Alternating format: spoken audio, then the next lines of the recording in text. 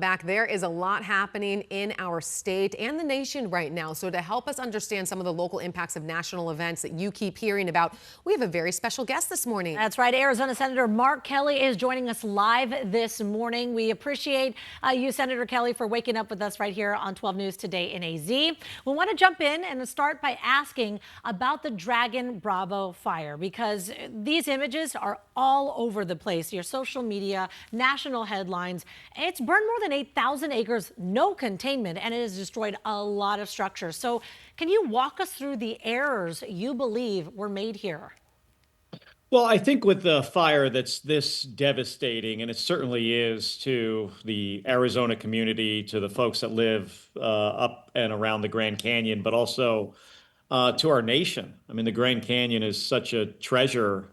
And these fires, you're right, they're still burning. They're devastating. We're going to have an investigation to find out if there were mistakes made, and how do you prevent something like this from happening again in the future. Senator Gallego and I, we just fired off a letter to Doug Burnham, who's the Secretary of the Interior, about this. How did they handle this? And why? One question I have is, why did they handle this as what's called a controlled burn?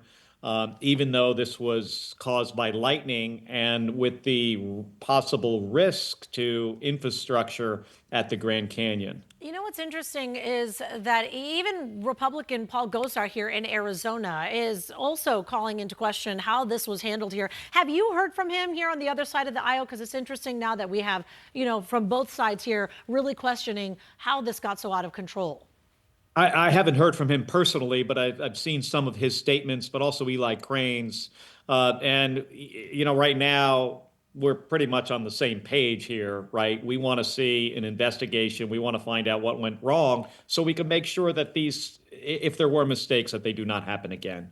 Okay, happening right now, you are getting ready to vote on the $9.4 billion package of spending cuts. What's on set for today, and what does this mean for all of us in Arizona? What are you looking at? Well, I mean, it's another gut punch, I think, to folks, especially in rural areas of our country. Many folks get their access to news and emergency information and things like, free educational programming that their kids see on TV come from public media. My granddaughter, she watches the show Daniel Tiger. Didn't really know much about it until about a week ago, and that is going to go away for a lot of kids across our state, especially if you live on tribal land or you live in a pretty rural place. Same thing for public radio. This is funding that was put into place by Congress, signed into law by the president. And now they're changing their minds, and it's just not the way this is supposed to be done. Do you believe that there is enough support to get it passed through here?